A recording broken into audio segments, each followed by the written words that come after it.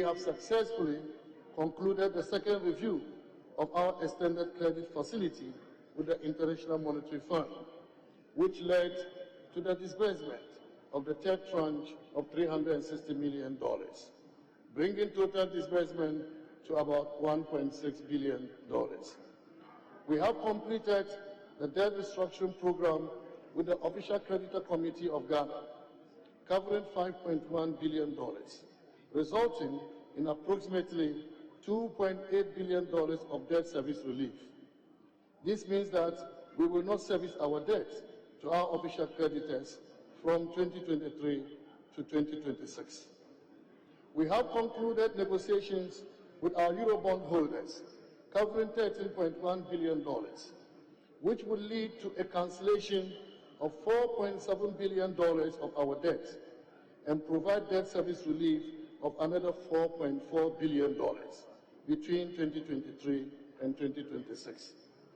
We've concluded our negotiations with 5 of the 7 independent power producers, which will lead to a saving of $6.6 billion over the remaining lifetime of the power purchase agreements. We've reined in expenditures to ensure we are within the 2024 budget appropriation and exceeded the mid-year non-oil revenue target by 3.7%. In effect, Mr. Speaker, we are living within our means. Indeed, consistent with our programs with the IMF, we are on course to achieving a primary surplus of 0.5% of GDP by end of the year. We've cleared all outstanding bank transfer advice, BTAs, up to 2022, and working hard to pay BTAs from 2023. We've embarked on major reforms of state-owned enterprises, especially those in the energy and cocoa sectors, to be fiscally prudent and reduce their risk on the budget.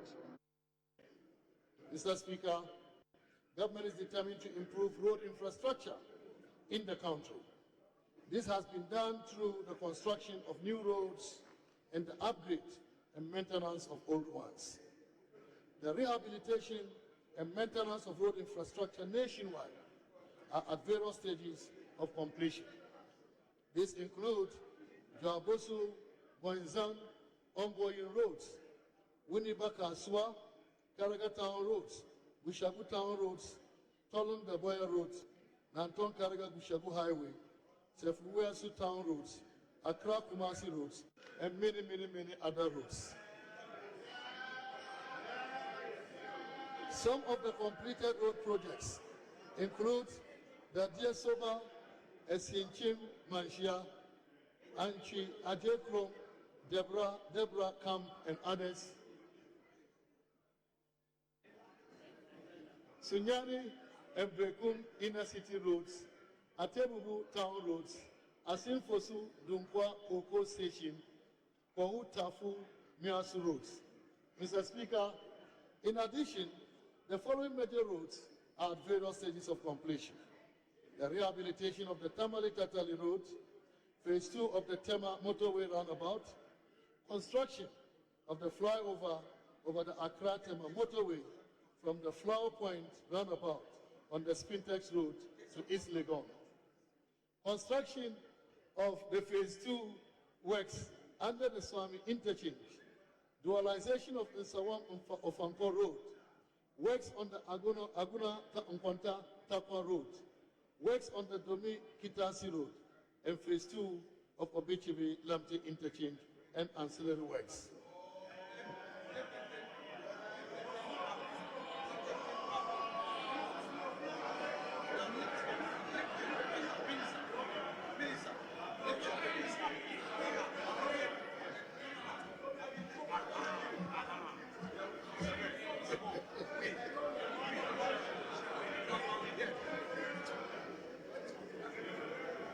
Mr. Speaker, our commitment to building an efficient railway network is not just about transportation.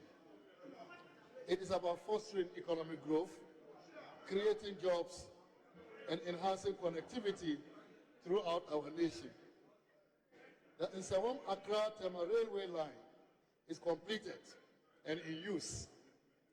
The construction of the iconic Tema to Mpakadam railway line is 99% complete and is expected to be fully completed this year. The construction of the Kojo-Krom-Manso section is expected to be completed before the end of 2024.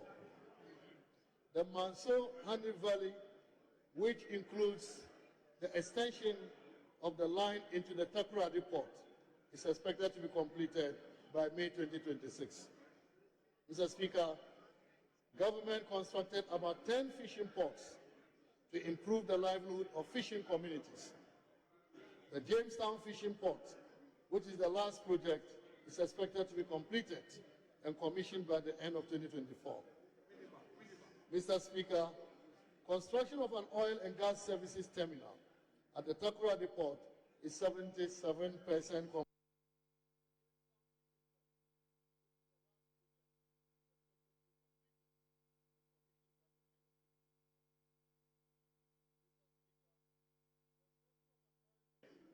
Mr. Speaker, government is determined to improve road infrastructure in the country. This has been done through the construction of new roads and the upgrade and maintenance of old ones. The rehabilitation and maintenance of road infrastructure nationwide are at various stages of completion.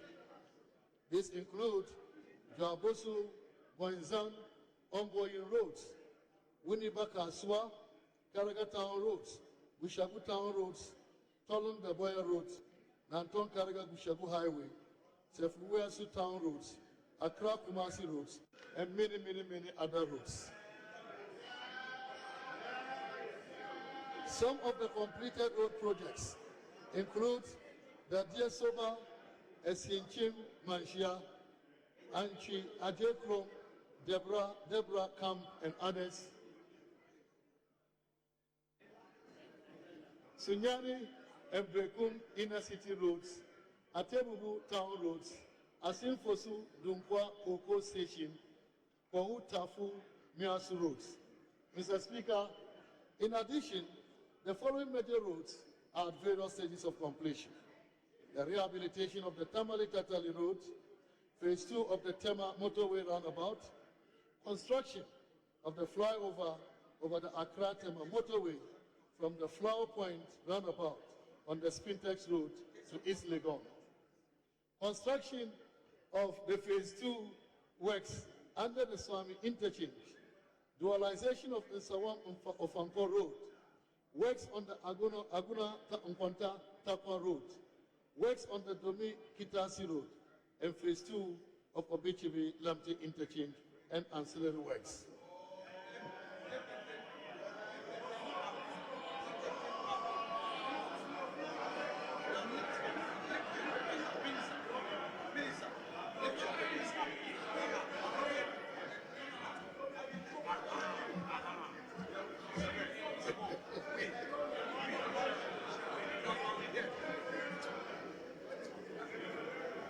Mr. Speaker, our commitment to building an efficient railway network is not just about transportation. It is about fostering economic growth, creating jobs, and enhancing connectivity throughout our nation. The Nsawam-Accra-Tema railway line is completed and in use. The construction of the iconic Tema to Mpakadam railway line is 99% complete and is expected to be fully completed this year. The construction of the Kojo-Krom-Manso section is expected to be completed before the end of 2024. The Manso-Hani Valley, which includes the extension of the line into the Takoradi port, is expected to be completed by May 2026. Mr. Speaker, government constructed about 10 fishing ports to improve the livelihood of fishing communities. The Jamestown Fishing Port, which is the last project, is expected to be completed and commissioned by the end of 2024. Mr. Speaker, the following projects were completed between January and June 2024. the Urology and Nephrology Center of Excellence at the Korle-Bu Teaching Hospital, district hospitals at Kumeu and Fomina, and CHIPS compounds at Debiso, Nkrofo, Denchira, Anani Krom, and Kwanyako, and many more CHIPS compounds across the country. Mr. Speaker, as part of government efforts to increase access to health service, the National Health Insurance Authority reviewed the benefit package to include childhood cancers, prostate cancer, mental health care, annual health check, dialysis services, and care for sickle cell patients. Mr. Speaker, by the end of 2024, the NHIS intends to increase enrollment of active members from 14.5 million, representing 44.3% coverage, to 20.8 million, representing 63.5% of the population. NHIS will also intensify sensitization on the electronic enrollment platforms by introducing cashless payments, integration with GiveMix platform, e-receipts, and e-payments. Mr. Speaker, government continues to honor, as part of activities to effectively coordinate security coverage for the electoral activities this year, the Police Service has established the Police Election Security Secretariat under the authority of the National Election Security Task Force. Mr. Speaker, in line with our commitment to upholding the rule of law, we have constructed a 12-story state-of-the-art law house to accommodate the Office of the Attorney General and Ministry of Justice. This significant project, originally initiated by His Excellency the President during his tenure as Attorney General in 2001, was officially commissioned by him on June 10, 2024. Mr. Speaker, there has been a consistent reduction in irregularities reported by the Auditor General since 2020. Between 2022 and 2023, irregularities reduced by 32%, amounting to savings of about 5.2 billion Ghana cedis. Also, due to the policies, guidelines, and the PFM measures implemented by the Ministry of Finance, about 99.26% of irregularities irregularities identified in 2023 by the Auditor General are recoverable. Mr. Speaker, government is determined to improve road infrastructure in the country. This has been done through the construction of new roads and the upgrade and maintenance of old ones. The rehabilitation and maintenance of road infrastructure nationwide are at various stages of completion. This includes Joabosu, Boinzan, ongoing roads, Winneba Kaswa, Karaga Town roads, Bushabu Town roads, Tolon Daboya roads, Nanton Karaga Bushabu Highway, Sefuwesu Town roads, Accra Kumasi roads, and many other roads. Some of the completed road projects include the Diesoba, Esinchim, Manshia, Anchi, Adekrom, Deborah Camp, and others. Sunyani and Brekum inner city roads, Atebubu town roads, Asinfosu, Dunkwa, Koko station, Kwahu Tafu, Miasu roads.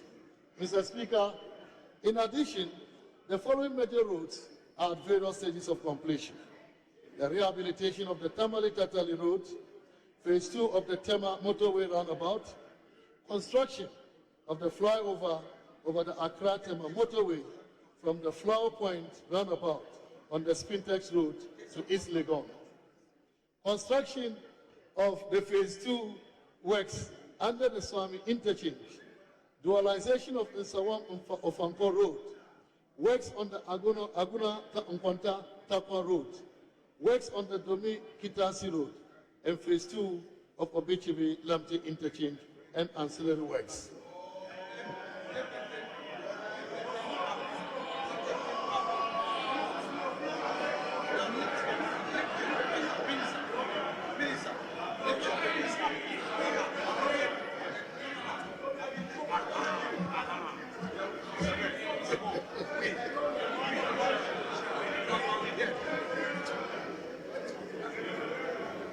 Mr. Speaker, our commitment to building an efficient railway network is not just about transportation. It is about fostering economic growth, creating jobs, and enhancing connectivity throughout our nation. The Nsawam-Accra-Tema railway line is completed and in use. The construction of the iconic Tema to Mpakadam railway line is 99% complete and is expected to be fully completed this year. The construction of the Kodokrom-Manso section is expected to be completed before the end of 2024. The Manso-Hani Valley, which includes the extension of the line into the Takoradi port, is expected to be completed by May 2026. Mr. Speaker, government constructed about 10 fishing ports to improve the livelihood of fishing communities. The Jamestown Fishing Port, which is the last project, is expected to be completed and commissioned by the end of 2024. Mr. Speaker, construction of an oil and gas services terminal at the Takoradi port is 77% complete.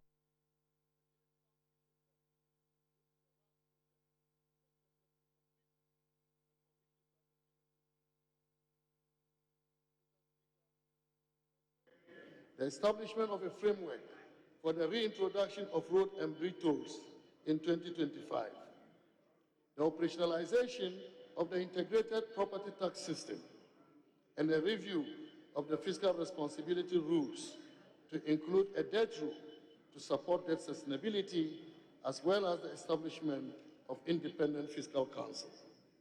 Mr. Speaker, our outlook for the rest of the year also takes cognizance of key risks. The IMF this month has already noted that the global economy is in a sticky spot. Upside risk to inflation and their impact on interest rates remain. These coexist in an environment of escalating trade tensions and increased policy uncertainty. On the domestic front, we recognize the need to meet large debt service payments relating to our just-ended debt operations. We will continue to review the performance of key SOEs and engage stakeholders to decisively mitigate their risk. Key revisions to the macro fiscal targets for 2024 include overall real GDP growth rate revised upwards from 2.8% to 3.1%. Non-oil real GDP growth rate is revised upwards from 2.1% to 2.8%. Growth in GDP deflator scaled down from 20.2% to 17.5%. Nominal overall GDP has been revised from 1.050 billion Ghana cedis, that is 1 trillion Ghana cedis, to 1.020 billion Ghana cedis. Non-oil GDP has been revised from 979 billion Ghana cedis to 977 billion Ghana cedis. End period head inflation remains unchanged at 15%. Primary balance on commitment basis is maintained at a surplus of 0.5%.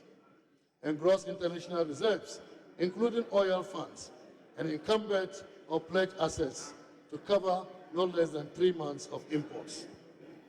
Mr. Speaker, accounting for these developments, the revision of the 2024 fiscal framework indicates that the primary balance on commitment basis remains unchanged at the targeted surplus of 0.5% of GDP, in line with the IMF-supported PCPEC objectives. Mr. Speaker, total revenue and grants have been revised upwards by 0.5% to 177.2 billion. All right. Good morning. Good morning. Welcome to Inside Pages on Metro Television. My name is Aldo Moore. It's always a pleasure coming your way. It's a beautiful Saturday morning, and here on Inside Pages, as we always do indicate, what we do is that we bring you what we believe is the most topical issue that the newspapers are talking about or are publishing. And then we invite the right guests and ask them the relevant questions. And this morning we have a very, very important conversation to have. The conversation is about Ghana's economy and where we stand in the scheme of things for 2024. So this week, after a nearly 4-hour delay, which was occasioned by some kind of a standoff or some kind of a disagreement between the minority and the majority in Parliament, the Finance Minister, Dr. Amin Mohamed Amin and Adam, delivered a mid-year budget review on Tuesday, July 23, 2024. The review is in accordance with Section 28 of the Public Financial Management Act, Act 921, which requires the minister to provide the mid-year fiscal policy review of the budget statement and economic policy of the government. And he did just that. Now remember that this is President Akufo-Addo's budget review, and indeed this is President Akufo-Addo's final mid-year budget review. But that is Dr. Mohamed Amin Adam's first. And so you could tell that he actually acknowledged it and talked about how this was important to him and thanked the president and Ghanaians and also Parliament for the opportunity. And so we're going to be looking at the mid-year budget review and some issues that have come up and basically what is in it for you as Ghanaians and, are there any things in the budget that should excite you? That's what we intend to look at. There have been some reactions and we'll gauge those reactions as well on the show. So my name is Aldo Moro. I will be right back after this short break.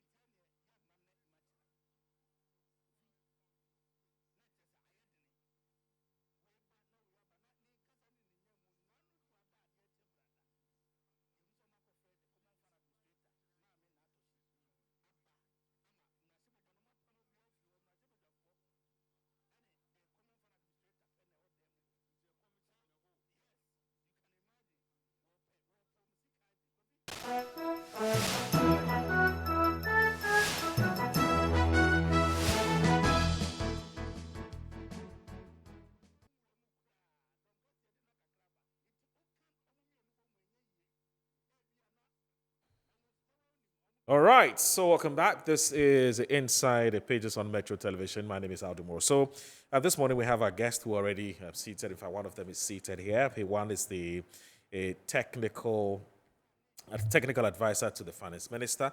I'm talking about Dr. Abudu Abdul Ganiyu. He's here with us. Good morning, sir. Thank you very much for your time. Yeah, good morning. We're glad Thank that you you've very been able much to for join having us. me. Thank you. I would also expect Mr. Joe Jackson, who is the CEO of Dalex Finance, who will also be joining us shortly. And also the Honorable Member of Parliament for the Yape Kusau constituency, and I'm talking about the Honorable John Abdullahi Jinapor. He will also be joining us at some point on the show to, give us his perspectives or to share his perspective on this year's budget.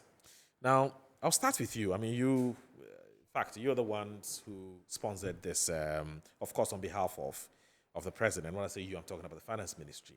And so you're in a better position to tell us why Ghanaians what is it about this budget that you think that Ghanaians must be excited about? What is in it for them? There are three issues that this particular media budget review addressed. One, it's the indication that we have been able to restore macroeconomic stability. And all the macroeconomic indices that we have put out in this budget does point to that fact. Right. And the second issue is if macroeconomic stability has been restored, then what next? Right. And for us, what next is to grow the economy. So you would begin to see the signal in terms of economic growth. Right. And then the additional measures that we are introducing to be able to accelerate economic growth going forward. Right. But the third issue has to do with, even as we have pursued the fiscal consolidation measures over this period, what has been the impact on the vulnerable? Okay. And what set of policies and programs do we have in place to ensure that the vulnerable, the poor in our society is not badly affected, Right. given the fact that we are under an IMF program? Right. So for me, these are the three main issues. Of course, we've also provided information on the restructuring of our external debts. The domestic debt exchange program was concluded, but we have been at the restructuring of the external debt, and to the extent that we brought that to an end, there was the need for us to put out that information to the Ghanaian people. So that's how you would look at this particular media budget review. Okay. But of course, it is for us to also appreciate the fact that for a media review, it is simply a review of the 2024 budget. Right. So the set of policies, programs, initiatives, comprehensively as anybody would want them to be, can be found in the 2024 budget. Okay. So what the media budget review would simply do is to give a progress report on how far we have come, how we are doing in terms of the implementation of that budget, and for the rest of the financial year, what we intend to do and what the prognosis are going forward. So basically, in summary, this is what the budget was all about. We can begin to look at the details if you want. Yeah, sure, we And- will. So I think simply put, at the beginning of this year, you came to us and said, we intend to do A, B, C, D. Give us resources to do A, B, C, D. It's as simple as that. And this is where we intend to get the resources from, and this is how we intend to spend it. Now, the Public Financial Management Act then enjoins you to come and tell us at some point, midway, what have you done with the resources we've given you so far? Where have you been able to get the resources? The amount you said you were going to raise, have you been able to raise it? Have you raised more or less? Have you spent more or less? Going forward, how do you intend to do? Are you going to cut back or you're going to add more? So I think that in simple terms, that's what I've done. That's So what you would expect in a media exactly budget. for the layman. Sure. It's much more technical, but I think at the very basic level, that's what the ordinary Ghanaian must understand. So all you came to do on Tuesday was to tell us that, well, we came to you to say, give us this, and we're going to do that. This is how far we've come. Exactly. It's going forward. This is what we intend to do. That's so. And you talked about the fact that I asked about what do you think are the main things that we should take away from this media budget? And you say that, look, quite clearly, you are on course in stabilizing the macro economy. And that's one of the things you want us to take away from that. Before you go ahead to tell us what, again, you want us to take away from that. So I want you to start from broad strokes, and then you can get into details. Okay. So, for instance, when you Yes. say you've stabilized the macro economy, what do you mean? And you can get into details. You get my point, Exactly. but Sure. broadly speaking, you said you've stabilized macro. What else have you done before you even go Yeah, back so to so macro so and so give us so, details? so I said we've But before you go ahead, stabilized. let me just quickly do this. I beg you. Let me just quickly do this. And I hate to rudely interrupt, but Mr. Joe Jackson is a very good friend of yours. He's Exactly. here. And so he wants to acknowledge. Uncle Joe, good morning. We affectionately call him Big J. Sure, okay, Big J. So Mr. Joe Jackson is the Chief Executive Officer of Dalex Finance. Look, he's a very good friend of the media, especially. Well, he's also like my role model, So once I call upon him, unless, of course, he is not available, that's different. But once he's available, he's here. He teaches us Economics 101 at the very basic level. So look, there are plenty of things I say, this is what it means. So Big J, it's always a pleasure having you. Thank you so very much. The media likes listening to you, you know that. A lot. Yeah. you make complicated things. Practical economics. I think it's just a quintessential lecture. You're just a teacher. No. You know That's what I mean? right. And so we're grateful for your life. Yes. And we'll keep praying for long life. Amen. Thank you so very much for joining us. Anyway, so you're saying the first thing. So the Right. first So headline so I spelled out the stabilized. broad strokes. Sure. The macroeconomic stability, the fact that we believe it has been restored. Okay, second. And then also measures to grow the economy. Okay. To accelerate economic growth. So that's the second plank of this media budget review. Right. Then the third is how we protect the vulnerable Okay. in our society. So what are the specific programs, policies, measures to ensure that the vulnerable, the poor, the downtrodden in our society continue to be protected, even as we are under an IMF program. Right. Then the fourth, it's a report on our external debt restructuring, basically, because we've conducted these operations on behalf of the good people of Ghana, and it was important that on such a major platform, we are able to tell Ghanaians where we are on external debt restructuring. So these are basically the four main issues that we have dealt with, so as far as this media budget review is concerned. Now, on macroeconomic stability, There's one more theme that you left out. Maybe I should be helping you out with that. Okay. I don't know whether otherwise should be helping, but I think the acknowledgement of the fact that things at times are hard.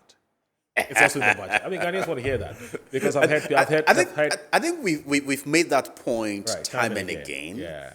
And perhaps it goes without saying. We've acknowledged that Right. over and over. That's fine. That's fine. Exactly. So that is it.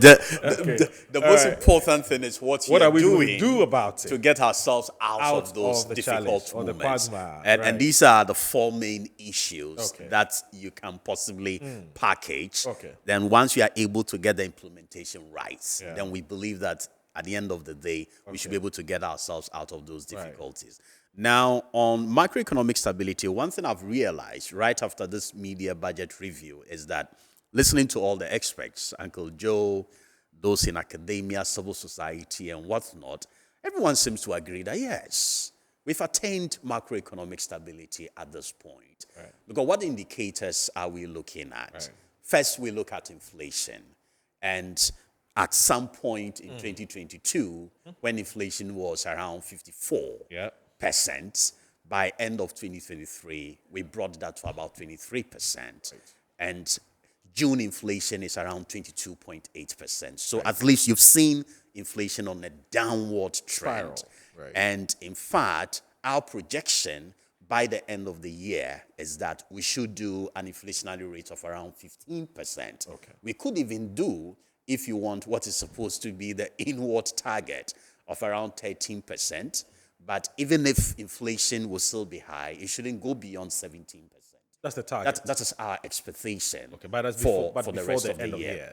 Yes, by The the end of fiscal the year. year, the fiscal year, we should be able to reach that level of inflation. Is that a bit ambitious? So it's not, you can say it's ambitious, but if you look at all the indications, Yeah. the fact that we have had to even revise Right. some of our macroeconomic targets, Okay. given that we are doing quite well, Right. then we begin to feel that the trajectory is that Right. inflation should trend downward. Right. Even the GDP growth, for example, has been revised. Okay. It was around 2.9% for 2024. Now we are looking at 3.1%. That is the revision. It is similar to what happened in 2023 when we projected 1.5%. We revised it by mid-year to 2.3%. And by the end of the year, we're talking about 2.9% GDP growth. Right. So that tells you where we've been heading, in the last 2 years, as far as the management of this economy is concerned. We've shored up good international reserves of about 3.1 months of import cover, which is about 6.5 billion US dollars. So these are the macroeconomic indicators. Of course, somebody will talk about the depreciation of the cedi, and that's of extreme concern to the handlers of the economy, because what depreciation does is that it can easily increase, if you want, your total debt. And today, because of the depreciation that we have suffered for the first half of the year, our total indebtedness is now over 700 billion Ghana cedis. So we do appreciate that. But year-to-date depreciation is still around 18.6%. The same period last year, it was 22%.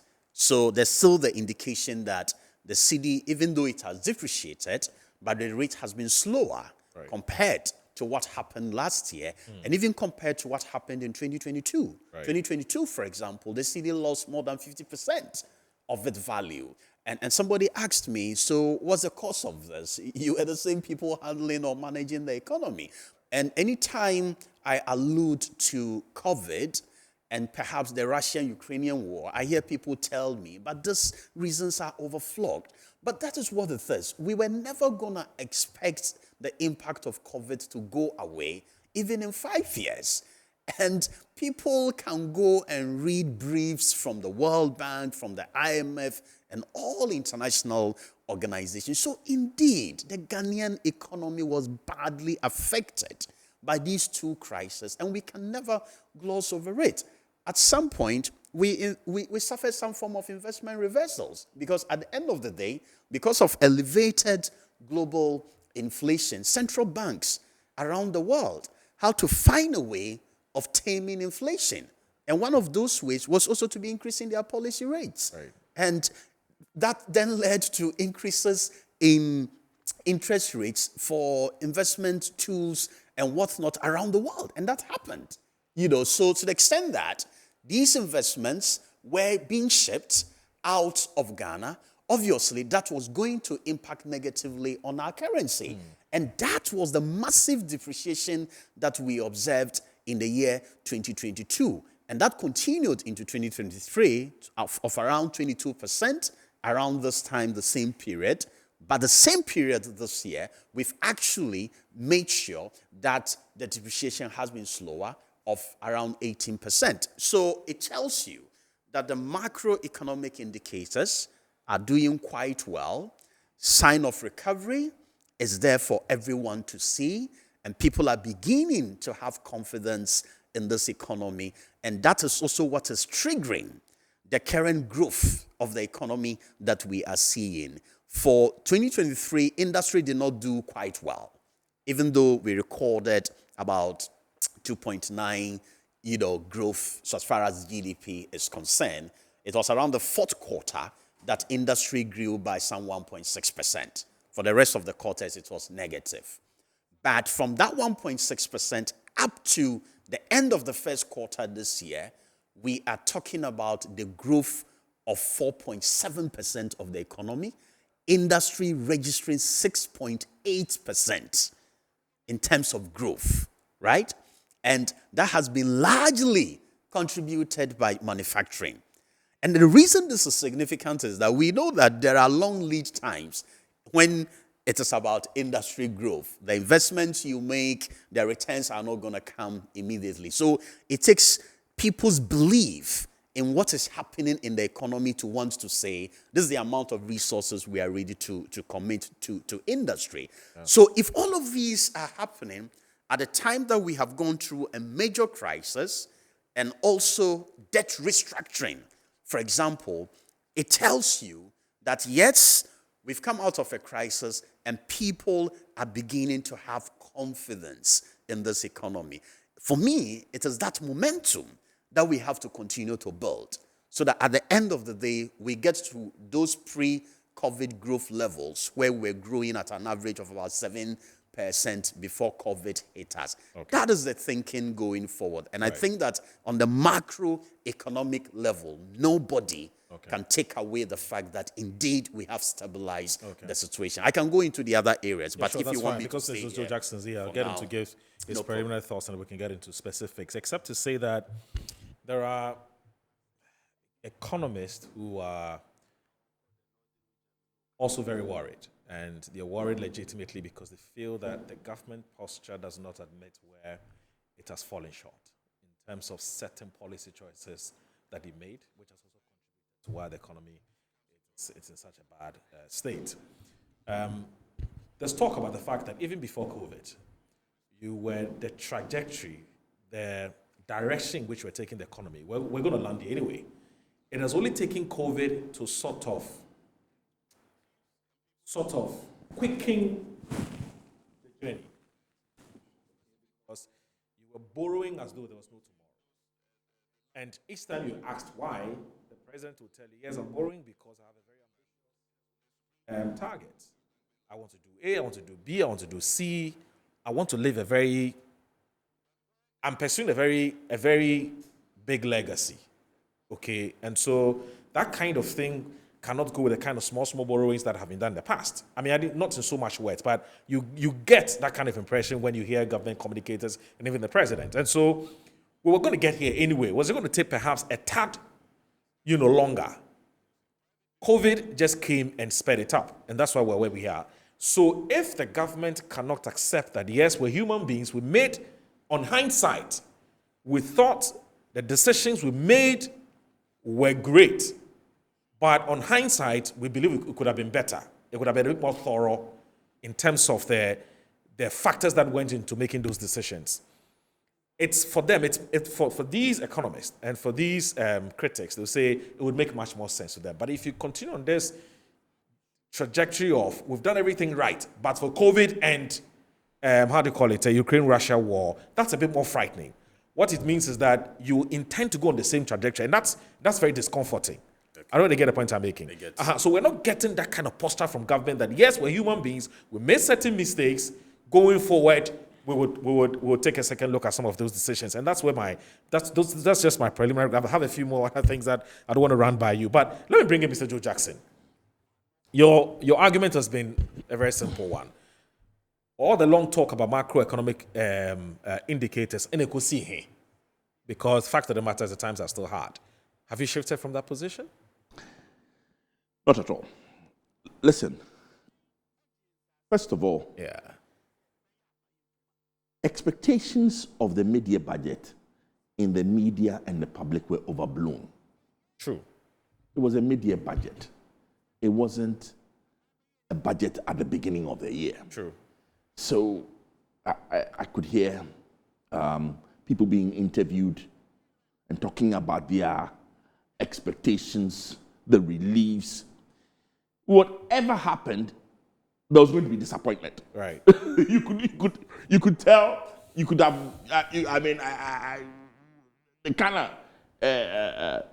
I kept saying I get calls to come and talk about the media budget, and I said, listen, it's only a media budget review. Right. It's not the real McCoy, and there's a limit even to the things that can be done, right? To achieve the kind of reliefs, there would have to be major policy shifts and presentations made to the parliament Right. in order to deliver some of the reliefs that were sought. Okay. So let's put that clear. That whatever happened, there's going to be some disappointment. Number two, the numbers are trending in the right direction Right. In terms of macro. in terms of macro. Anybody who says otherwise, there's a key proverb that says that even if you don't like the bush deer, Yeah. you give it credit for its speed. True. Right. You give it credit for its speed. So listen, at a certain level, right, things are trending in the right direction. But there are certain problems that, again, go back to this expectations that I have to admit that sometimes the politics of the situation end up hanging you. For example, you talk about inflation and you say inflation is trending down.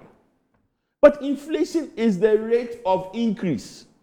Not When you say- increase itself. Not increase itself. And I'm almost hoarse explaining this to everybody that inflation is the rate of increase. Yeah. When inflation comes down, it doesn't mean that Prices of goods and services are prices coming of down. goods and services are going to come down. Yeah. So anybody who goes into this, and all that that inflation number said was that we were going at a trajectory where prices were rising 50% year on year. Yeah. We are now at a place where prices are rising 2% year on year. Still, prices are rising. Same thing for another troublesome figure. The depreciation Yeah. of the cedi. The cedi year on year was depreciating at a rate of what? 22%. It has now year on year depreciated at the rate of 18%. Right. But it is still what? Depreciation. So it is important that, Clarity is made to be, is brought to bear on this. clarity is brought It's to brought to this bear on it, issue. yeah, yeah. And that's why I say whatever happened, the public was going to be disappointed, right? The challenge has been a number of issues, and I'll come back to inflation in particular and why it is, what caused it, and why it's still a challenge. The growth numbers looked good. Listen, I was pleasantly surprised and that our growth numbers were revised upwards. Yep. And they were also not just revised upwards locally. You would notice that Fitch and Co., these are independent observers from outside, came back to saying Ghana's growth numbers are looking better. Right. But then you go beneath that growth and you see it is driven by the value drivers there, where our exports, oil, the value of oil went up significantly. The value of gold exports went up significantly. Then I take a deep breath, and I explain why I take a deep breath. Those are the two exports that we have where retention is low.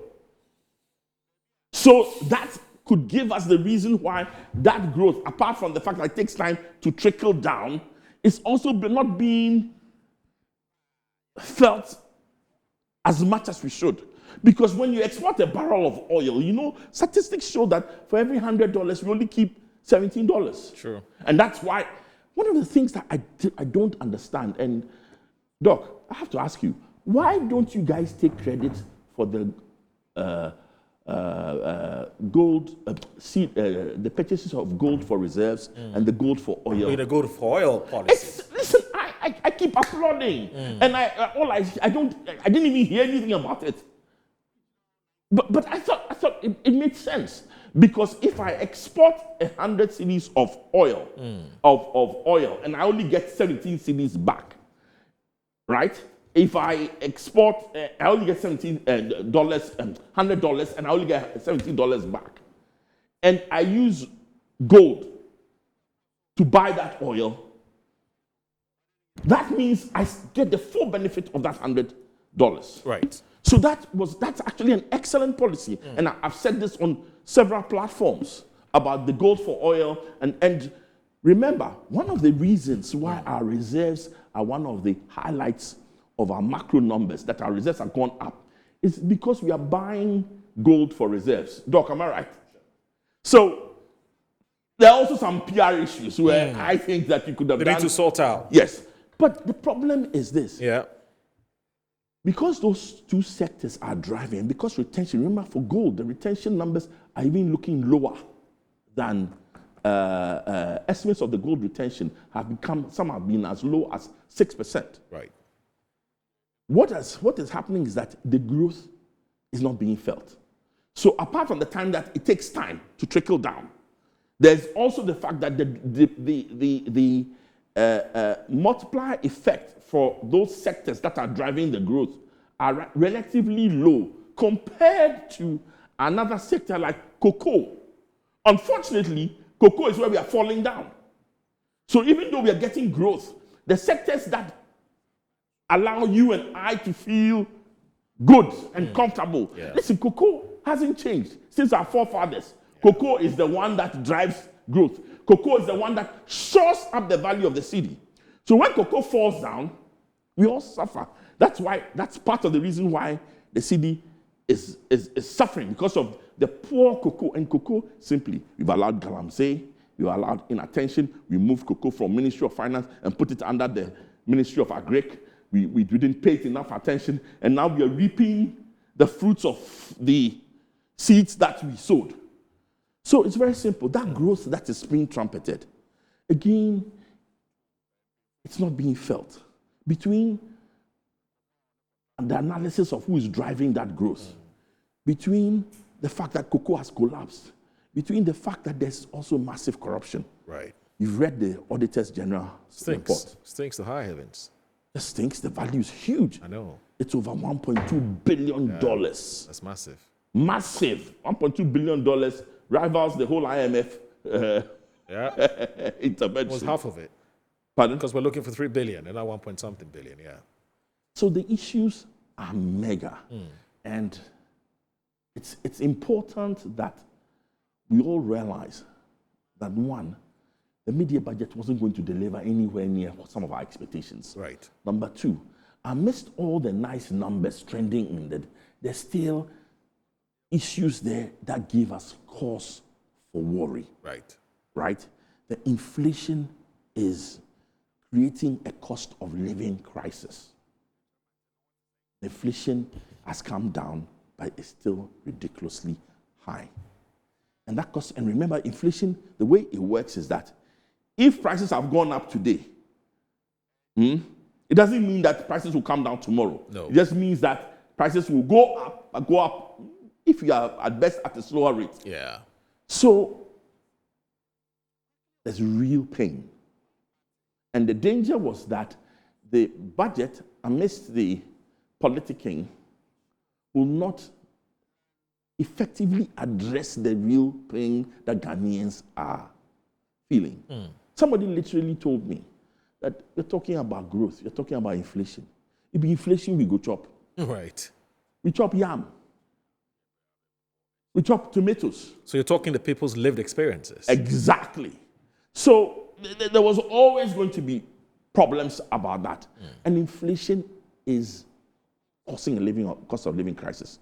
There's also, because of the way we tax collection at the ports, the effect of the depreciation in the cedi is multiplied. You see, as an importer, right? Not only do I have to deal with the depreciation, the cedi's dropping value when I go to buy goods, and the fact that my working capital has been decimated. Right. Every time I go to the port, right, and the price has changed, it means the amount of taxes I pay have changed. True. The percentage may be the same, but each week, the cedi to dollar rates at the ports are revised. Right. So when you talk about relative stability of the cedi, as an importer for my factory, as an importer for trade, as an importer for services or whatever. They don't see it. What they see is each time they go to the port, taxes have increased. Right. Because, unfortunately, taxes at the port are in dollars, indexed to the cedi. Yeah. Are in cedis, but indexed to the the dollar. dollar. So that's driving up. So all in all, listen, Ghanaians were hugely disappointed. The cost of living crisis for them hasn't changed. The effect of depreciation hasn't changed. And unfortunately, there was no meat hold on in the mid-year budget But review. the government itself has said this is just the abridged version, and so we're going to have. But the truth of the matter is that the there fuller was, version. there was very little meat that they could have delivered anyway, Okay. because it's only a mid-year budget Budget. review. Right.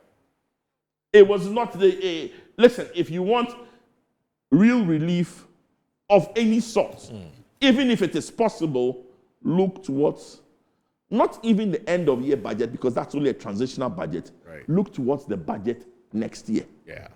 Now you are in it. You got to live it, good or bad. Bad. I'll come back to you, Mr. Joe Jackson, about the points. So we have completed a debt restructuring program with the official creditor committee, covering 5.1 billion cedis, resulting in approximately 2.8 billion cedis of debt relief. This means that we'll not service our debt to official creditors from 2023 to 2026. We have also concluded negotiations with our Eurobond holders covering 13.1 billion cedis, which will lead to a cancellation of $4.7 billion of our debt and provide debt service relief of $4.4 billion between 2023 and 2026. We have also concluded our negotiations with 5 of 7 independent power producers, which will lead to a saving of some $6.6 billion over the lifetime of the power purchase agreement PPAs. We have reined in expenditures to ensure that we're within 2024 budget appropriation and exceeded the mid-year non-oil revenue target by 3.7%. In effect, Mr. Speaker, we're living within our means.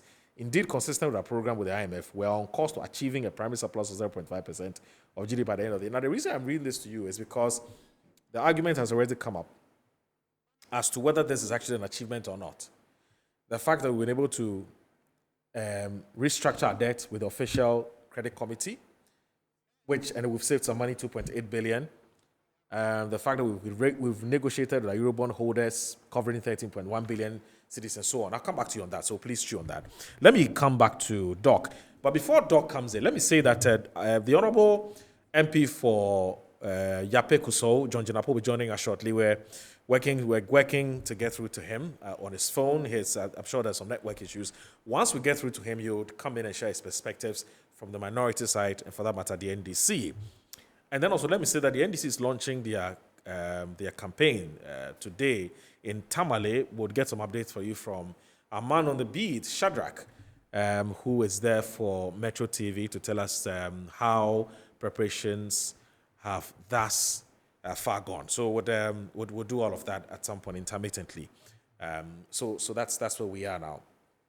Doc, you wanted to. There are other things you want to talk about even before you respond to some of the things that Joe Jackson has said, isn't it? So that in order that we don't take you off track. So you wanted to get to some more specifics with the macro issues? Okay, that's fine. You can go ahead. Aside from the Okay. the other dimension of the budget, Yeah. which I talked about, are the measures to accelerate growth. You know, the fact that the first quarter growth 4.7%, which is highly significant. Right. And industry. Joe Jackson is giving you some thumbs up for that. Exactly. Industry with such a big showing of about 6.8%. And within industry itself, manufacturing being the lead. Now, that in itself, it's a mark of confidence for this economy. That any investor out there should go out there, whatever investment plans that you have, put it in. And that is going to be safe, it's going to be protected, and you will get the appropriate return on your investments. Okay. It's important to assure the investment communities, if you want, so as far as those particular achievements in the economy is concerned. That's exactly what the finance minister did. Now, what are the specific policies of government itself? Right. we have launched an 8.2 billion Ghana cedi support for SMEs in this country. Right. The largest you can ever think of, Okay. going in the way of SMEs. The president launched that a couple of weeks ago. And as we speak, we're going to start selection of SMEs, training of SMEs, and disbursements is going to start very, very soon. Do we have the money, or we're now? Oh, the money is there. The money is there. We have the money across various sources. Okay. You know, the IFC, for example, are supporting us of about some 400 million US dollars. That's over 6 billion Right. Ghana cedis. And then we are scaling up funds from other state institutions. The Ghana Exim Bank, for example, has about 1.4 billion that they are bringing on board this program. Okay. And then central government also has about some 700 million that lying in similar SME programs that we intend to mop up. And when you do all of that, it's 8.2 billion Ghana cedis that we intend pushing into this economy in the area of SMEs. SMEs represent about 90% of all companies that are registered in Ghana. True. And they contribute 70% to our GDP. Right. So one cannot understand why previous governments, or even over the years as a nation, is a sector that we have not particularly prioritized. Right. Knowing that when they go to the traditional banks, all the questions they ask them, mostly they are not able to meet the criteria to be able to access loans. So it ought to be a deliberate state effort at supporting SMEs, not only in terms of financing, but also in terms of the technical support that they need. But isn't that why the Exim Bank, for instance, was set up? Yes, so By the Exim Bank previous can administration. support SMEs largely with a focus on exports, for example. I get that. So their mandate is clear, Right. you know, in that score. Right. But at the end of the day, whether it's about exports, whether they are producing to feed our nation, these are all indigenous Ghanaian businesses that you must have a deliberate state effort at supporting them. So your and project the president also- has launched that. Get it. So your project goes beyond just people who are exporting.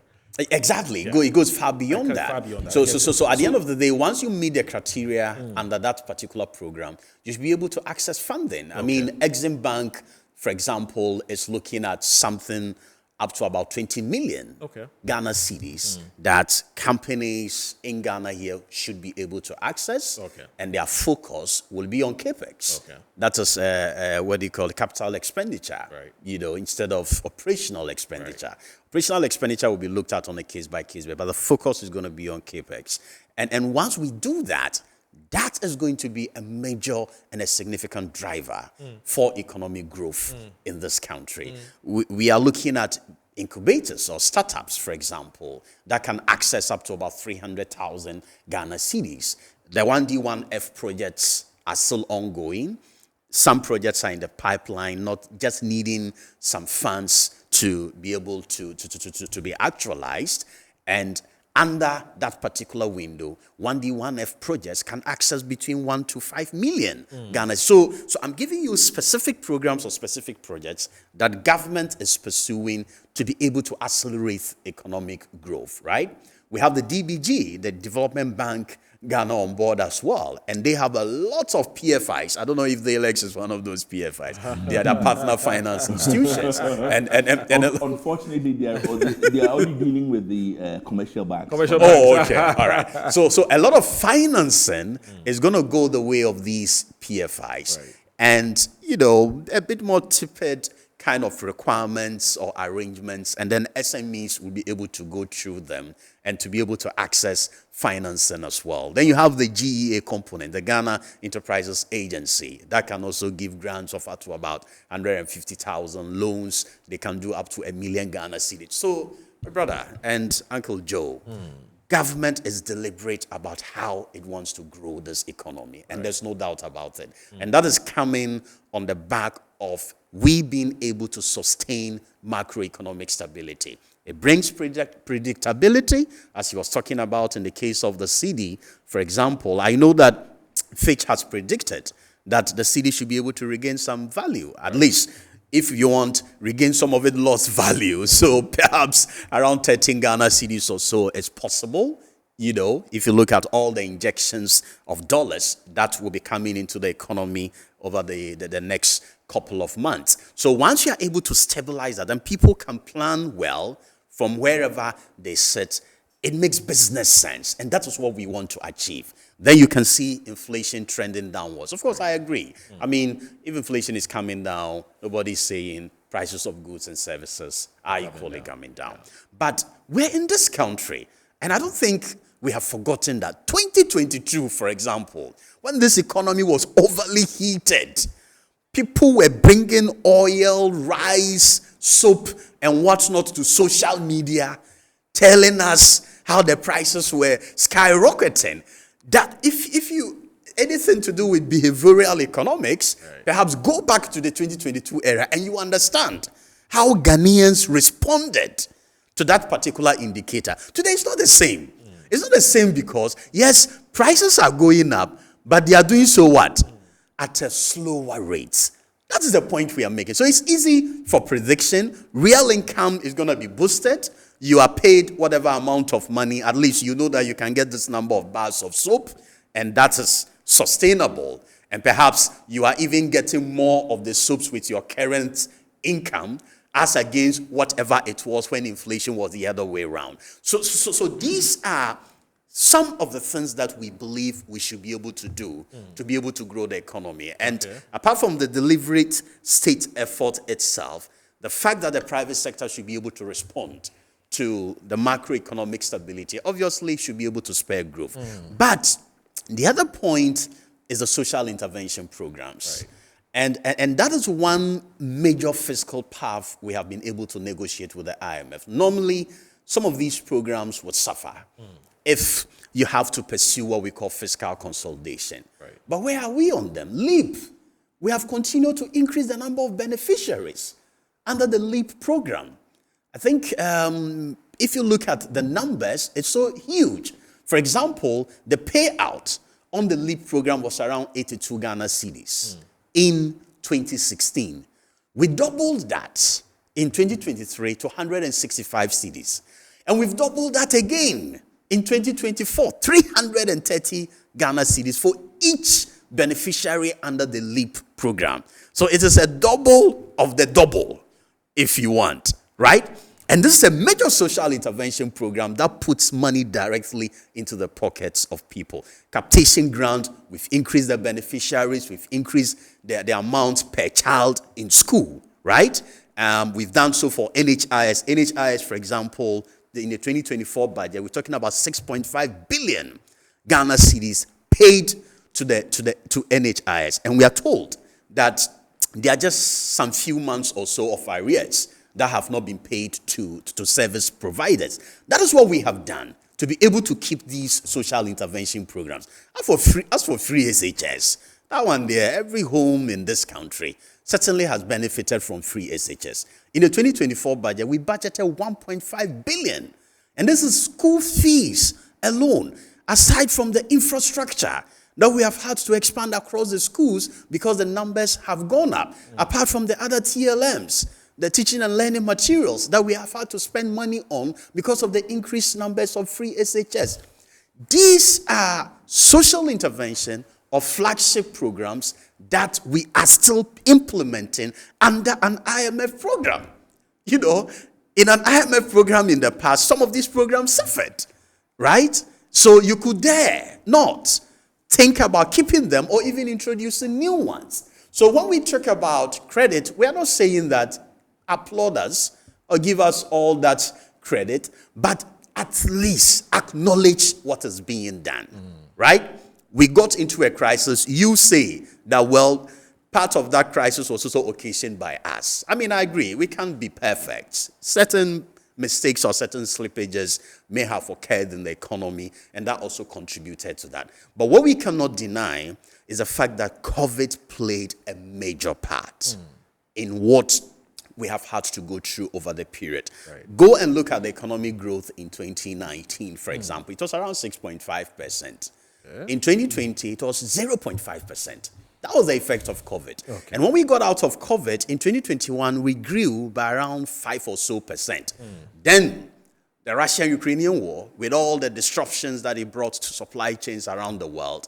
And then that was perhaps the time that the global economy started feeling the aftershocks of COVID on the economy. Then economic growth started coming down. How do you respond to So that's where we are. How do you respond to the NDC when they say that some of the growth figures that you recorded in 2017, 2018 were passed through effect of certain policies that had been implemented, or policies that had been introduced by the Edswa government? So you only benefited from those policies. And indeed, there's a video which actually been going viral where I don't know whether it's the African Development Bank chairman or somebody like that who was actually projecting that Ghana was going to witness growth around between 7 and 9% from 2017 going on because of some of the policies that the Edswa government had introduced. So your critics have always said that time and again. It's like the real test of the results of your own economic policy was supposed to actually start from 2019. And we saw what happened from 2019, 2020. COVID hit in 2020. And so really, we couldn't tell. Of course, if we're going to go by that logic, Well, then it means that from 2019, 2020, we really couldn't tell whether indeed your policies were yielding fruit or not. Because 2017, 2018, the NDC has given them the credit. From 2019, you can take. So that's Well, but anyway, it will come back to it's a political economy. So these things will keep coming up time and again. these issues, And because Don Jinapon is not here, but I'm trying to see if I can play the devil's advocate. Everybody benefits Yeah, or suffers from policies. from previous policies. I It's agree. not- you don't live in a vacuum. I agree. So that argument is neither Really neither here nor there. Nor there. I yeah. get it. So, But here's the thing. Whilst we're going on and on and on about some of the things that you've been able to do for the good people of Ghana, you talked about the fact that you've been able to sustain social intervention policies. Most of them are up to date, except this teacher trainee and nurse allowance, which has always been, it's always been in arrears. But it is also a fact that you've increased the public debt. So, and at a very ballooning level. So, Mr. Speaker, as at the end December 2023, the provisional central government and guaranteed debt in nominal terms was 608.4 billion cedis. This was made up of 351.1 billion and 2572 billion external and domestic debt respectively. So the provisional total central government debt as at end June 2022 stood at 742. That's huge.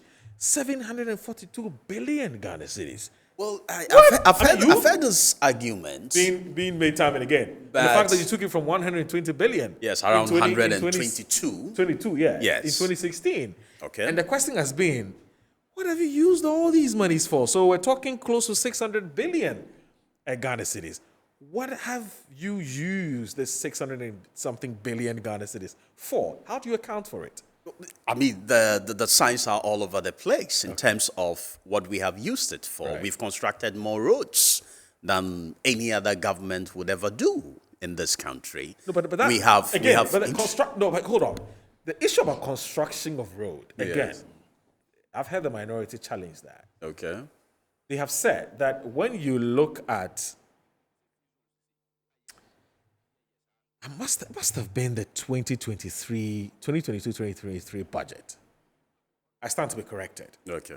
And the figures that, I don't have the figures now, but the figures that were churned out by the government itself, you would notice that when you look at the breakdown, 70% of the amount that you're talking about, for instance, I mean, in this media budget, you talk about 10 billion Ghana cedis in terms of how much money has been spent, must have been this year alone, right? Yeah. On roads.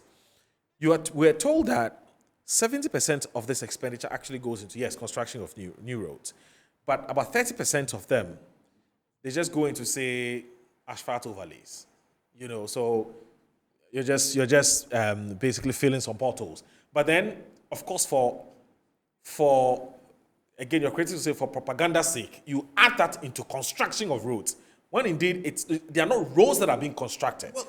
They're just potholes that are being filled. And I'm talking about what your critics are anybody saying. would want to make that argument. Okay. Are there new roads that are being constructed? The focus ought to be the lifespan. Okay, of the roads. For example, when a road has been constructed. Okay. Are we going to say that we are better off with a shoddy construction that perhaps in 2 or 3 years after, we have to spend some more money on rehabilitation and anything else you can think of? Okay. If we look at the nature of the road today and we feel that an asphalt overlay is going to keep it Why not? for the longest while, why not? Yeah, but you see- that is the key thing. Yeah, but what is the deceptive when you say and let me say a new that. road has been No, constructed? but the point is that asphalt overlay is not cheap.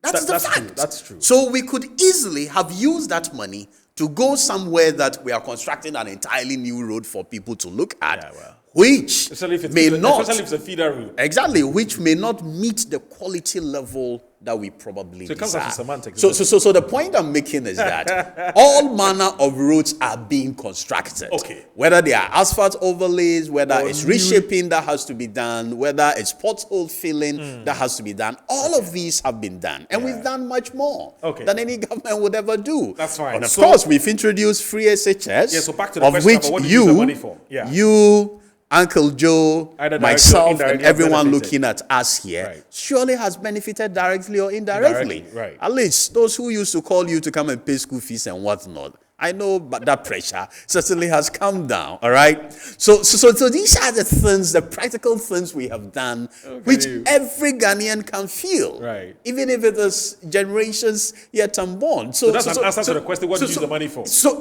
these are practical things that people can really see. But let me even say this. Yes. It will be disingenuous for anybody to do the analysis only based on the nominal figures. Okay. The most important thing for debt analysis, Debt to GDP. aside from debt to GDP, but even the rate of debt accumulation. Right. Perhaps because that's what the NDC wants us to know. Okay. That we met debt of 120. 122, today it's over 700. You've increased it to All right. 700. So if you look at the rate of increase between 9.8 billion, Okay. which they met in 2009, Right. and when they were leaving office in 2016, being 122 billion, Right. that's about a 12-fold increase. You appreciate that? It's, Right. it's mathematics. Now, if you take the 122, even up to 700, the fold of increase is just around 6. True. So who has added more? And let's look at even the value of the 122 billion as of 2016. Is that okay?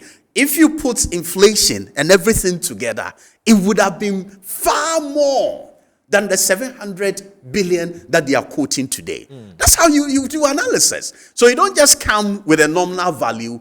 You don't take into consideration the time frame.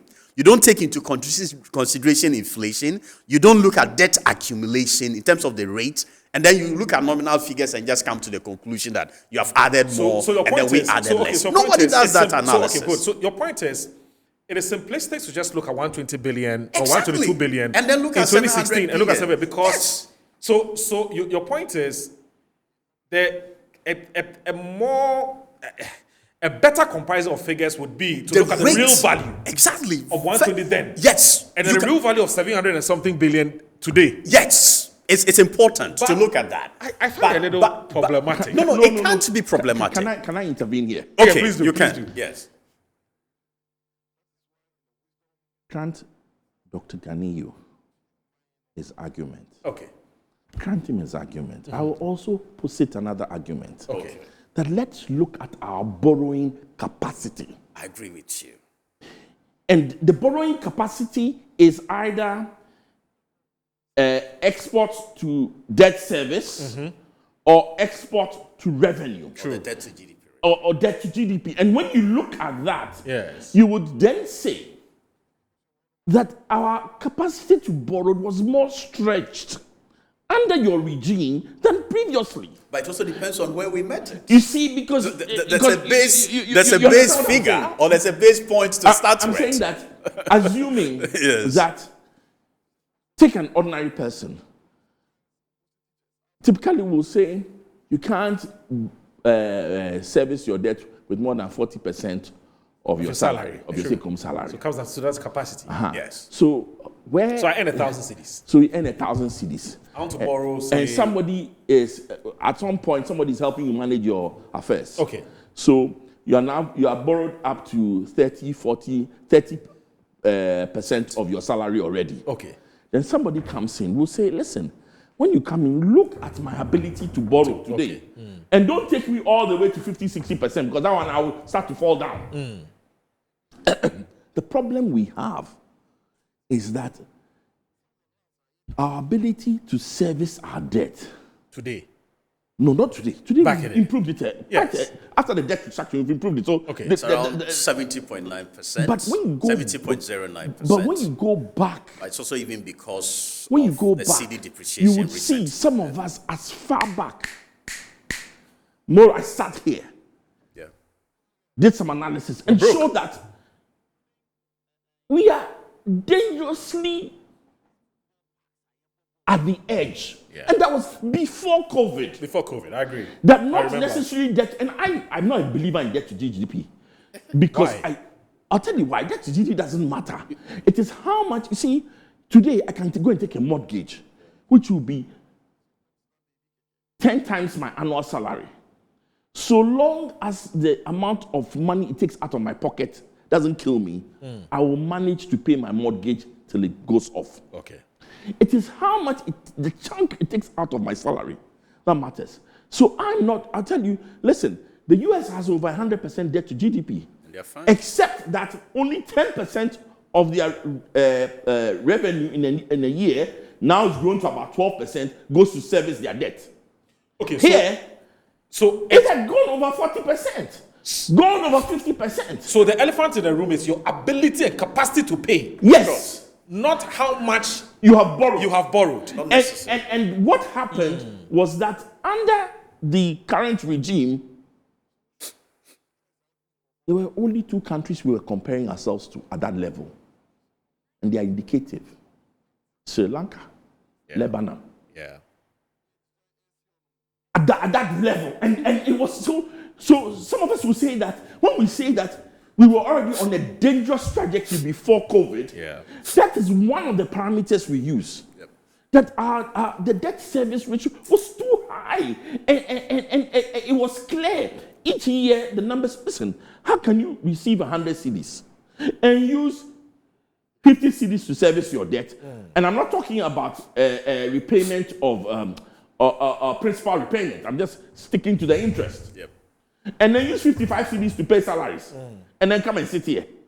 And this was before COVID. Yeah. So the argument was that we were, and so I agree with you in that a simple comparison of the numbers would be A bit misleading. a bit misleading. Okay. But I get to the same conclusion via a different route. Okay. Saying that your ability to pay was was dangerously high. And that the countries, listen, And that's why we declared their default. I'll in tell you this. Of2022, is it? course. Ghana, No two ways about it. Ghana is a country beloved, if you are religious, of the Lord, and beloved of geopolitics. Right. The other countries who were that dangerous, they fell into a lot more trouble than we have ever fallen into. Yeah. Don't let nobody be confused that the situation could have been a lot more Worse. worse. In other jurisdictions, right, the collapse of the economy was total. Yep. Here, we still have a cost of living crisis. Yeah. We still have horrendous inflation. We still have horrendous deficits. But through all this, we've kind of kept it together, and for which we are hopeful. In addition, numbers are trending in the right direction. But let nobody ever belittle how dangerously close the current regime took us to the brink. And then, you see, the issue there simply is this. Don't go to the brink because you don't know what will happen. And when something goes wrong, when there's a famine, when there's a famine is a natural disaster, nobody knows. Yeah. Or there's, in our case, COVID. So, excuse me, let me give this analogy. Look at my size. I jump onto this table and I'm standing on the edge. Right? Everybody will say, Big J, are you stupid? Look at where you are standing. Then Dr. Gani, who's a lot slighter than I am, comes about and bumps into me. Then I fall down. Yeah, what kicked me down was Dr. Gani. But you were on the precipice. Yeah, you were on the precipice. So we could have the argument and I'll arrive at the same conclusion, Right. but via a completely different Route. Route. Let me read but, this. But okay, I was going to say something. You know, No, let it me was just know. an interjection, though. Yeah, you remember. So That's true. So I'm He's not only done stole a with bit of my your time. substantive Don't worry. points. I'll come back to you.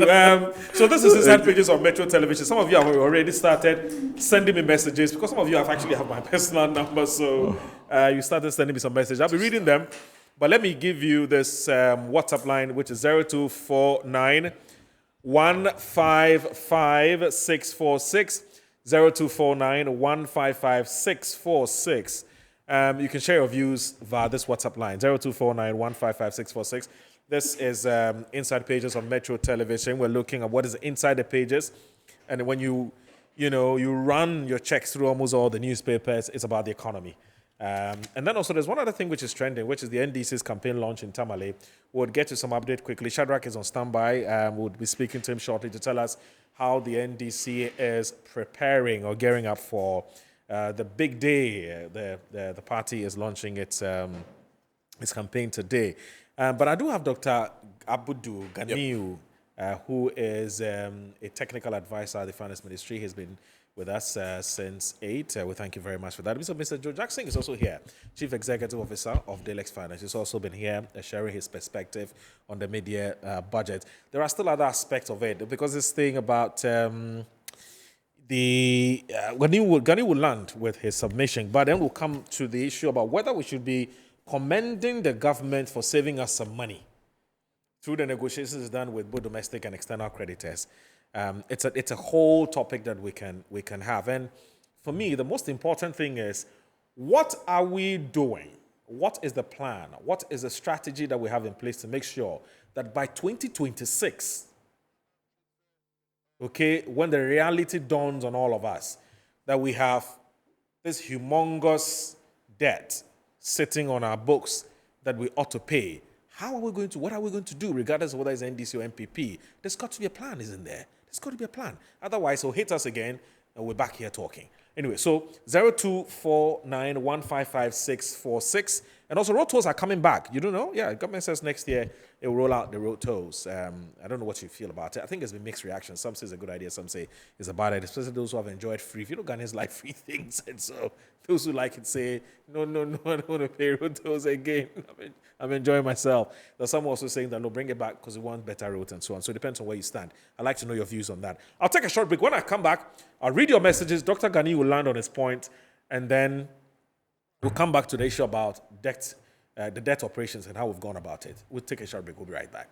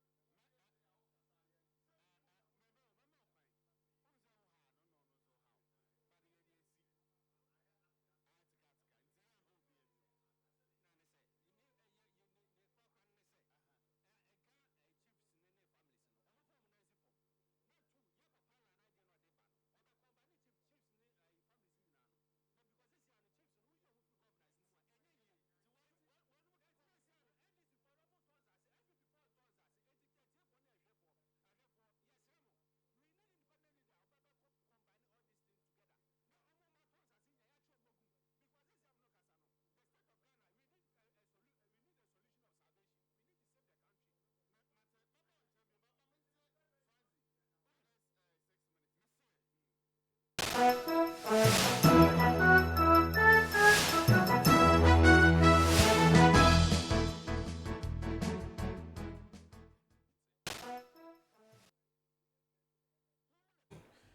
right, welcome back. In case you just joined us, we've missed out quite a bit. It's been in the last 1.5 hours. It's been very insightful, riveting, very, very tough questions that are being posed to the government rep here on Insight Pages. Very brilliant analysis by my resource persons as well. Been here, Joe Jackson of Dalex Finance, Chief Executive Officer.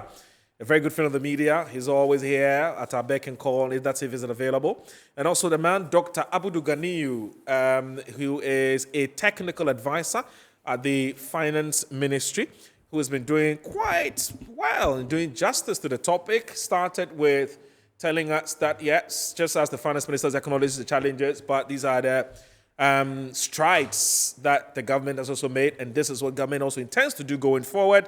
What he didn't land, Mr. Joe Jackson made him crash land. He has issues with that. He's protested. We're going to get him to land properly because there's some passengers in his flight or in his aeroplane. So that's where we are. So 0249 155 646. Let me read some of the messages that have come through already. And, okay, so the Honorable John Jalapo said he's sorry he's airborne, and that's why it's been difficult to reach him. And then as soon as he touches down and we still have time, he would give us share his perspective as well. His flight delayed. He's just sent us that message. Okay, Honorable John Jalapo. So let's see, even if it's the last 10 minutes of the show, if you're available, why not? We'll talk to you. Tamale is 45 minutes, isn't it, from Accra? Oh, anyway, that's fine. Anyway, so Mr. Agbesinuchu says, good morning, my brother Moro. Why not ask that MPP guy there to mention the roads he's talking about? He should do it region by region. Well, he's not a roads minister. I beg you. This one, forgive him. He doesn't have the list. Anyway, as it says, please take him on sector by sector and you'll see he will be confused.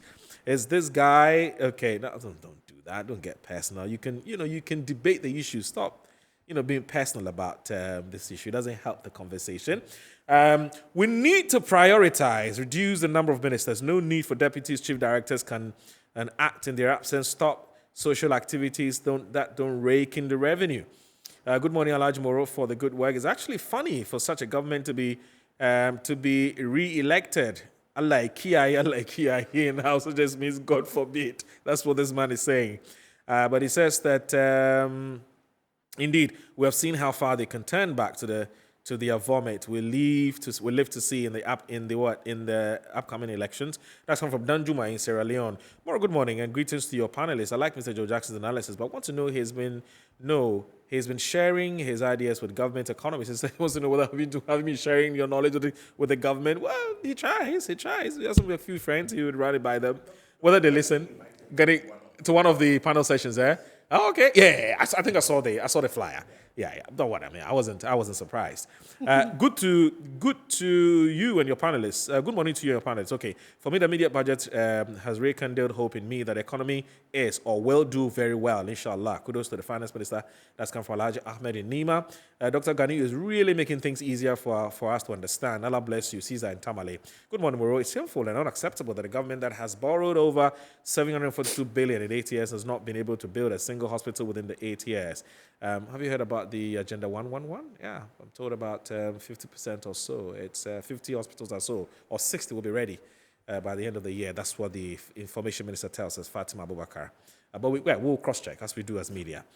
And then it says, yet they're keeping money under their beds. The current MPP government is behaving like an organization with the sole aim of making stolen money for their family. Okay, and this is what a wicked government. Adam in Tema sent that.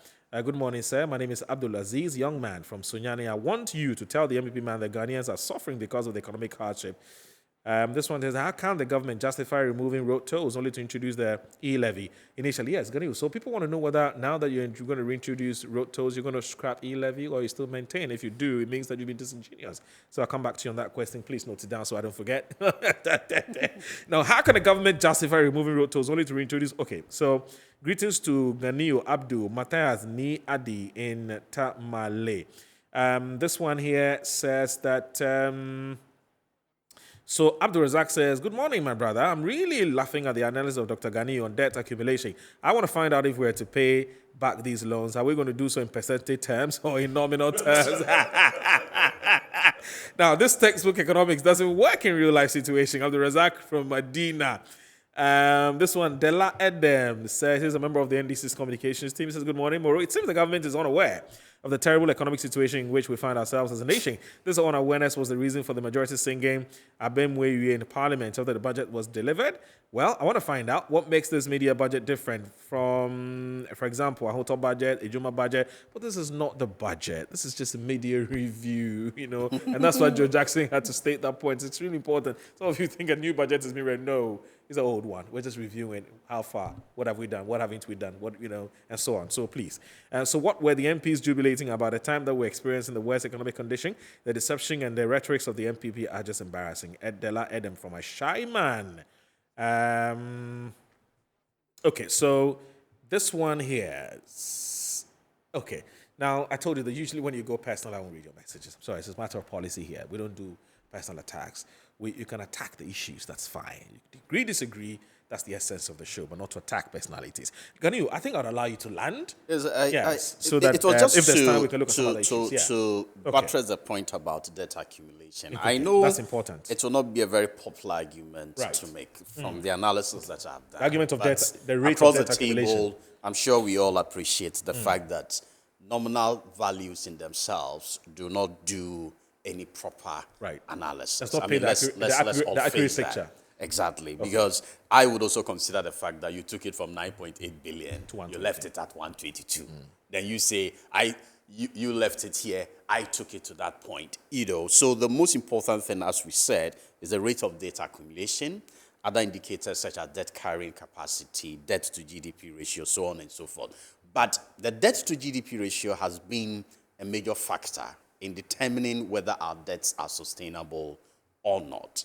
And when I bring in COVID, yes, people say we've overflocked it, but you can see the relationship clearly between the growth of the economy and the debt to GDP ratio. For example, in 2020, the economy grew by just 0.5%, and everybody knew that COVID contributed to this, where you had a situation where industry or economic activity virtually came to a halt. Right. Even in the public sector, you didn't see much of people going to work on a regular basis. I think, look, I Yet- think that, Ganu, I Yes.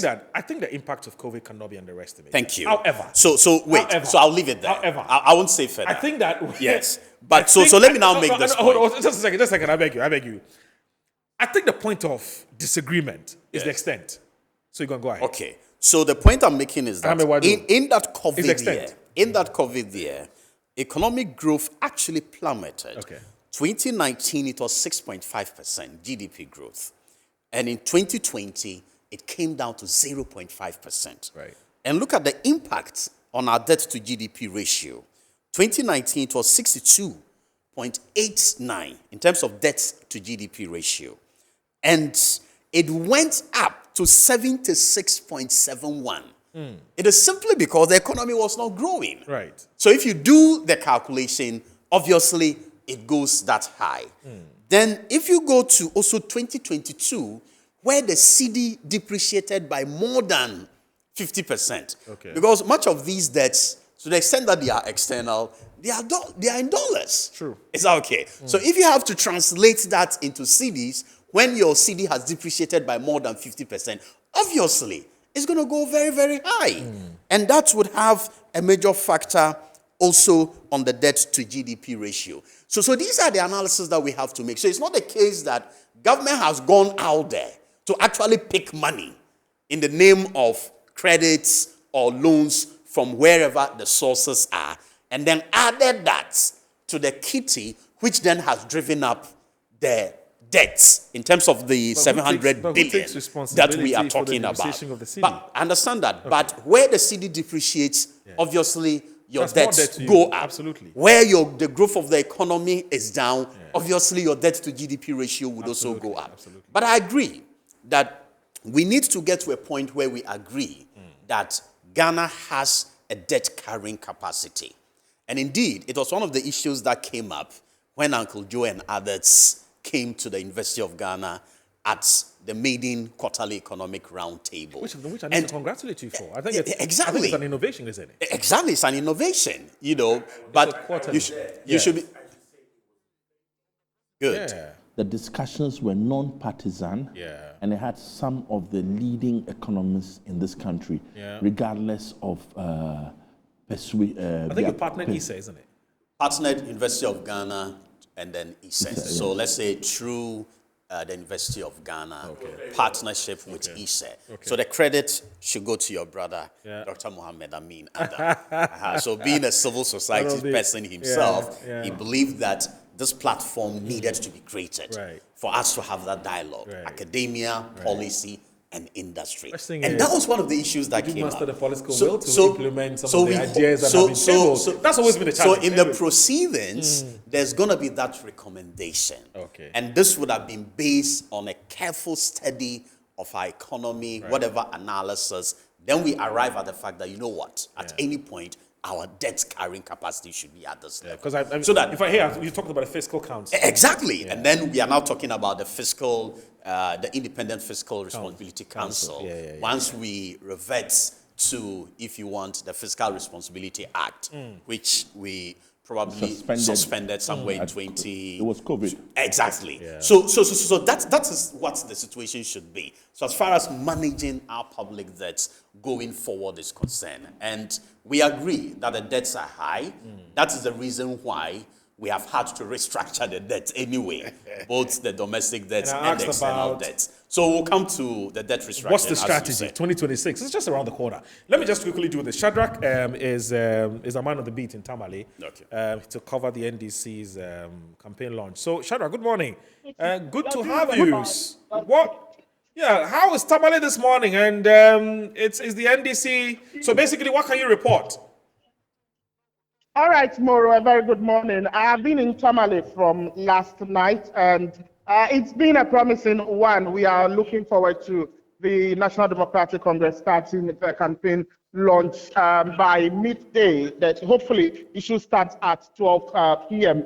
But here on the ground from last night, one thing I observed is the chairman, Asedu Ketia, in an interview with Metro TV, mentioned that it is not going to be about party jamboree, but it's going to be a modest one. And it looks like that is what we are actually experiencing. Because on the streets of Tamale, you won't really see all the pomp and pageantry that used to precede most of campaign launch. This time, you are only seeing a few people applying their trade, selling party paraphernalia in front of Jubilee Park, and then the few preparations going on the park. And I spoke to MP4 at Doyo Ganza, who mentioned that the NDC would rather invest their money into community development. What she says was a whole billboard, money for a billboard can fix a borehole in a community. So they would rather do that than use those monies to build billboards and then do huge placards. Besides, the people already know the various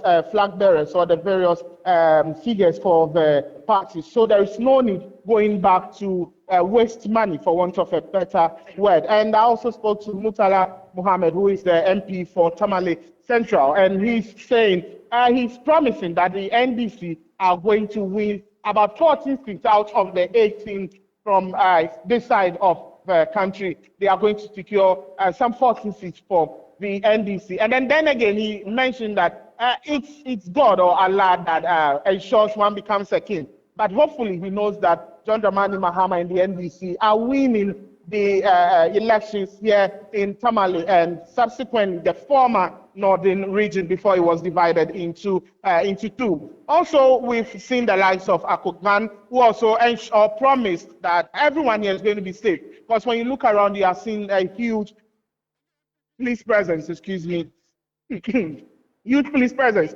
And you have other MPs also joining in from every part of the country, everyone in a bid to ensure that today's program goes on successfully. So on the ground here, Moro, this is what is going on. I, for once, that is on the side, but I've also enjoyed my stay from last night. I've gotten some nice TZ and Mutala Mohammed also asked that I look for some guinea fowl. So I'm trying that and then maybe Wagashi later. But Moro, that is what is happening. So for business is also booming outside, I must say. For most of the women, a woman told me she's looking at getting some 10,000 cedis by end of day today. And tomorrow, hopefully, Sunday morning, the door-to-door campaign, as the NDC have said, would also start with the party leadership leading the front. So more of that is what has been happening so far, unless you have more details you want to know. Was the program originally scheduled to start at 12, or this 12 you're talking about is delayed 12? Come again, I didn't get that. Was the program originally scheduled to start at 12, or is starting at 12 because of delay? No. So I spoke to some executives on the side, and what we were told is it's supposed to start from midday. So, and it looks like everyone is aware of the starting time. So, though people are coming in their numbers, there is not really a massing up this morning. We are expecting to see people coming in from close to midday and then from midday. But everything here is close to perfect. From security presence, no hiccups, no stampede, everything peaceful. I'm sure that, most parts in Tamale now are, buzzing with NDC paraphernalia. I'm sure the young guys are sitting on motorbikes and, I hope they're not misbehaving. Well, so like I mentioned early on, it looks like everyone here is really following what the party chairman, Johnson Asidun Ketia said, that the NDC is poised to do something modest, because I've roamed a bit or part of Tamale, and apart from few places where you see some flags hanging, you would not really see our usual pomp and pageantry, and then the so to say, reckless riding of motorbikes. Everyone is keeping their composure. Okay. Everything is moving on swiftly and smoothly. And nothing really, apart from the frontage of Jubilee Park that has business going on, you wouldn't really see anything untoward or anything that is not called for happening around. Everyone is going by their usual business. No recklessness anywhere. Nothing untoward happening anywhere. Yeah, Moro. I know you don't take your job. You don't take your job lightly. You take your job very seriously. But my only little fear is that the Toza fear, the Guinea fowl, and the Wagashi may take you a little bit off track. So just keep keep on track. Just keep on track. On the flip, it's actually going to keep me on track. Last night I got my Caesar, and my Caesar was so nice. So I'm only looking at adding the Wagashi and then adding some software.